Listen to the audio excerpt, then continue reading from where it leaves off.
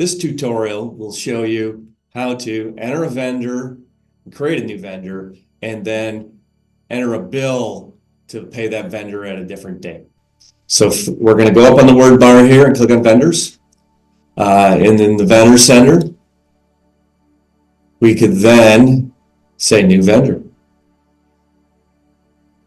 And we're going to hit enter in the company name.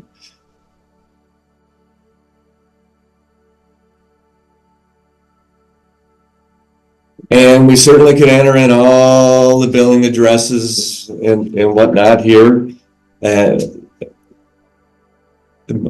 with QuickBooks, though, you could enter in as much or as little as you want, and you could come back and change it later.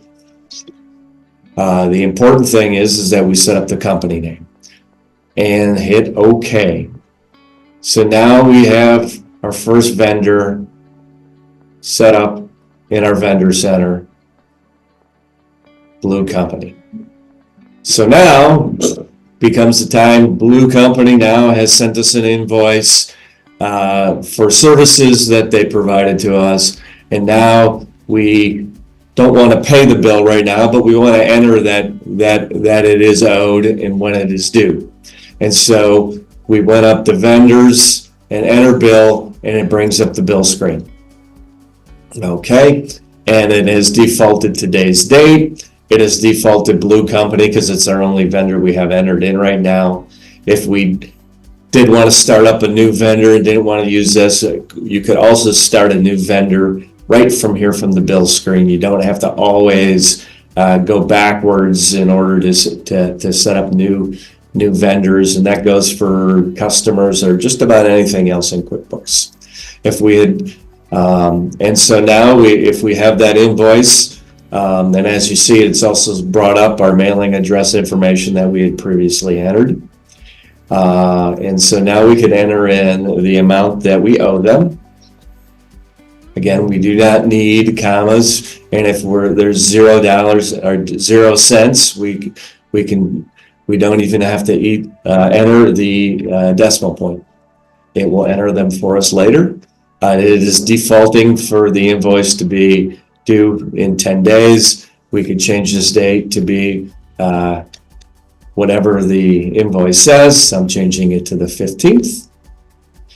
And then finally, down here, again, it will be asking us to assign an expense account to it. And I could click on this downward arrow, and I could choose from my chart of accounts, and I can say that these are professional fees, and I could also choose to break these up if I wanted to. So I can assign $1,000 professional fees, and I can assign $1,000 of dues and fees, and I have all the space to do additional if I needed to.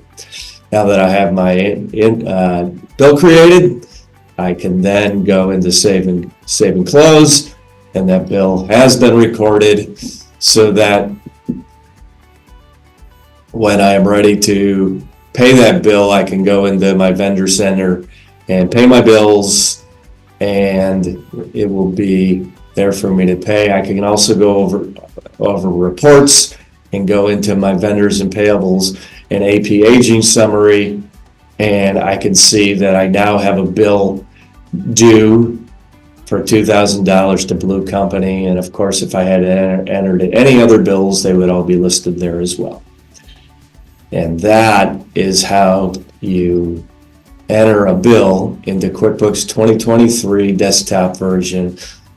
But as I've said before, this will work on any earlier version or any later version as well. Thank you. Thank you for watching the video. Make sure to like and subscribe to our channel. Hopefully the video was helpful for you. And again, you can find us at 6900 North Haggerty in Canton, Michigan.